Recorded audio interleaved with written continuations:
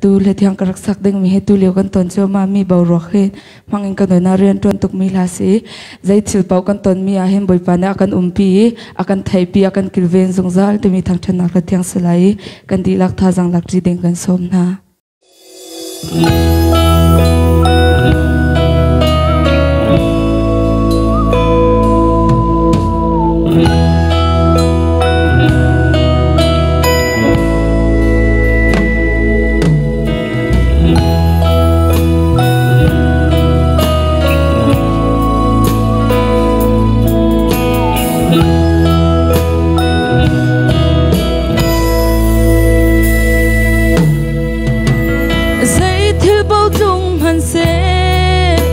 kan hangam kapong Giêsu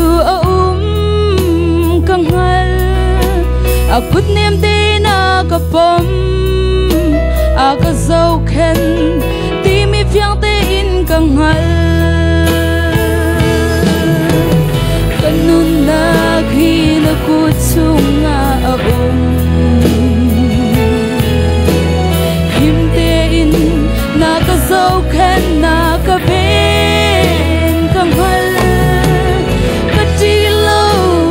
phang ti lo azung zalin Giêsu Christ ka ponga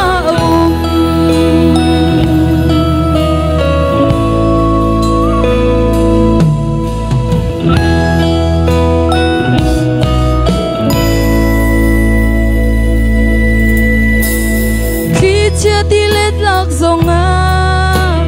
him te in kanun na ven kang hal bôi pa thiên thoan na lung re thầy na ka ton zonga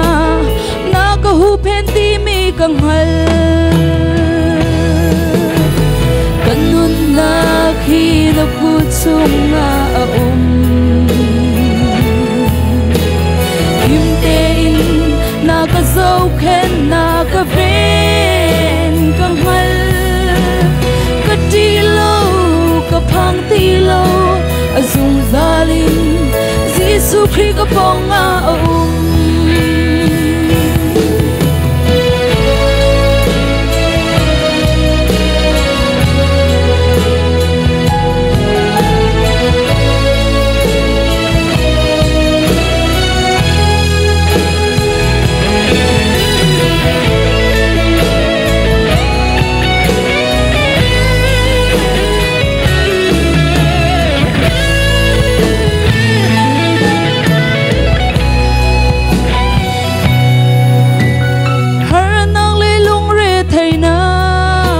ka ton zonga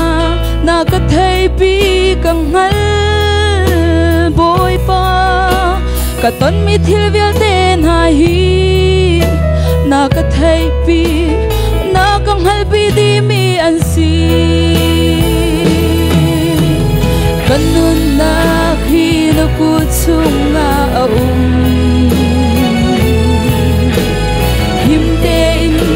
na ka zau khen na ka ven kang hal ka ti lo ka phang ti lo azung zalin Giêsu Christ ka ponga kanun na khi na ku chunga him te in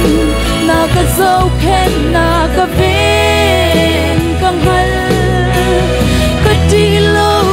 ka phang ti lo azung zalin Giêsu Christ ka ponga azung zalin Giêsu Christ ka ponga